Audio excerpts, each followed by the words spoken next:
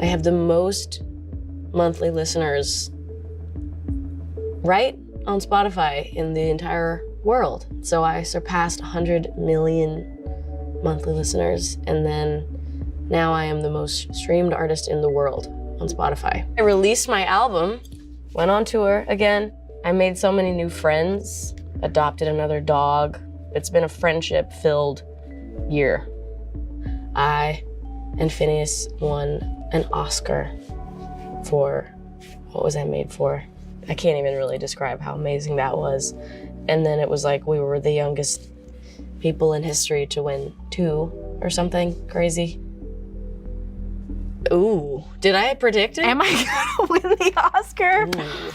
I don't know. We're manifesting, but we're also not gonna be disappointed and angry if I don't. And I do think objectively, it is one of the best songs I've ever made. I think it's crazy that we would win again. Again. Yeah, I kind of can't believe that happened again.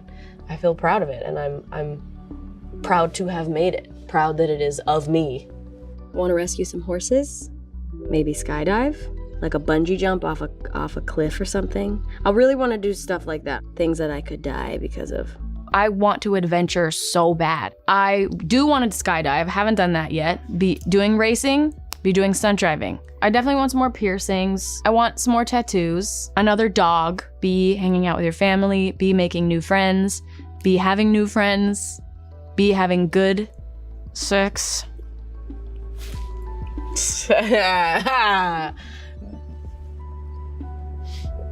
Got there.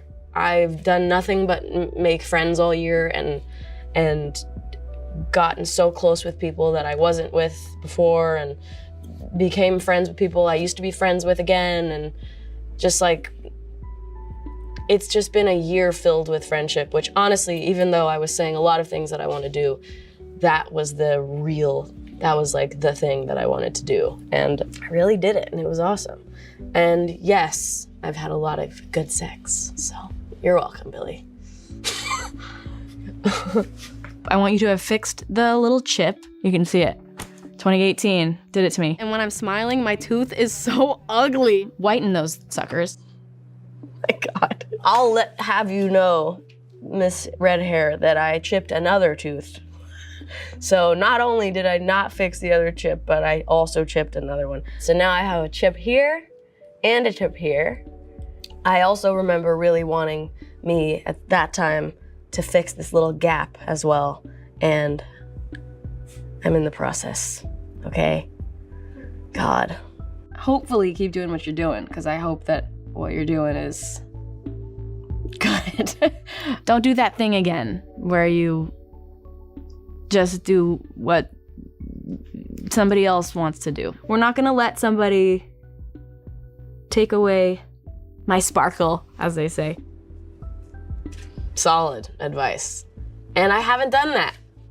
That really has stuck in my head. And I think that I used to pretend like I was doing that, but I think since then I really have been doing that. And I really trust myself. And I think, like, especially that 2022 girl, I don't think like I trusted her. So I really trust myself now, and I'm not gonna let any of that stuff happen again. And it hasn't happened again, and I've been very cautious about that. And it's always scary when you fall in love, or you're, seeing someone, or you like someone, or whatever it is. And it's hard to know what the hell's going on, because you're kind of blinded by this like curtain of like, lust and love and admiration. So I was very cautious and have been cautious. I'm currently cautious, and I've been really a good girl.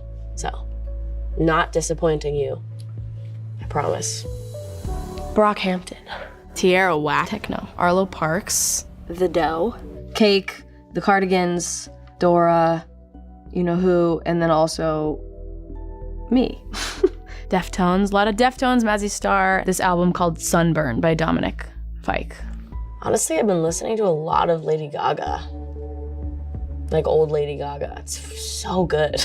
Alejandro and Poker Face and GUY and Born This Way. Fruitvale Station. I Origins. Ferris Bueller's Day Off is a solid choice. Sicario.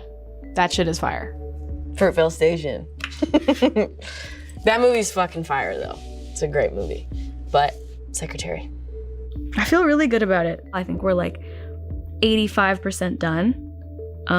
Maybe 90. It's very genuinely like what I wanted to make, I think.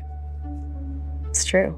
Like, it was just such a drag. It was so punishing, but I feel like it is the best thing that Phineas and I have ever made. And I'm so endlessly proud of it, like you don't even know. I used to have this feeling with my music, like I liked it, but I was kind of embarrassed for people that I thought were cool to listen to it. Like anytime somebody that I thought was really cool said they listened to my song, I'd get all embarrassed and nervous and kind of frustrated and annoyed, honestly. I'd be like, no, don't listen to that. Like, that's private. And I think I wasn't as proud of it. And I think that now in my life and where I am in my career, I really stand for my music. Like, I feel really proud of it. There's this one song called Lunch that I think people might like a lot. There's a song called Birds of a Feather. Damn, I'm giving you titles. Whoa. My prediction then, that I don't know why I didn't even say, but it was what I was thinking then, was I thought Lunch would be the hit, but I also remember being like, but watch, Birds of a Feather is gonna end up being the real hit. Lunch was like big when this album came out, and then Birds is number one. Lowest point of the year was probably in January. I had a meeting with like my managers and stuff. They were showing me the schedule for the whole year. And I sat there and was totally silent and totally still, and just tears like just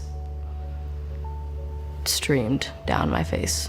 That was a horrible day. Gosh. I mean, you know, I was like, had just turned 17 and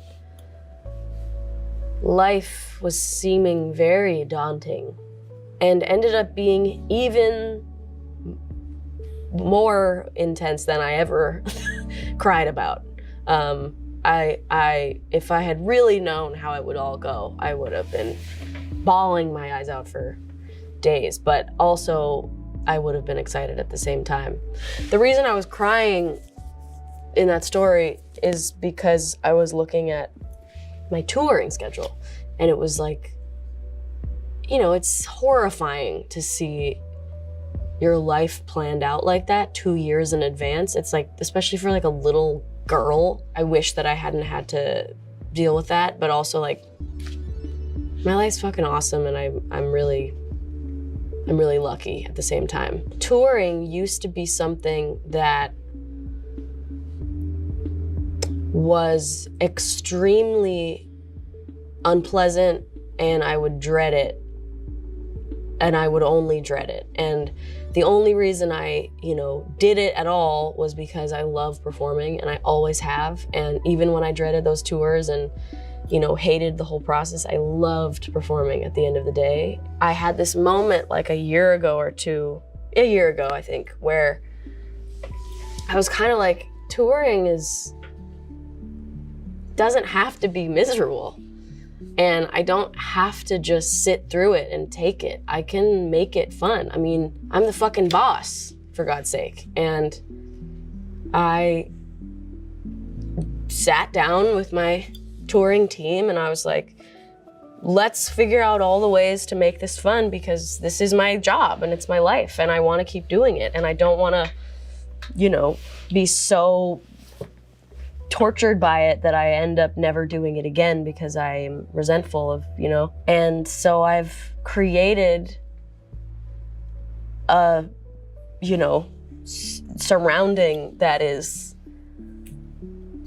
just like joyous and filled with laughter and love. And for the first time in my life, once again, I'm the words are coming out of my mouth that are, I wish this tour would never end.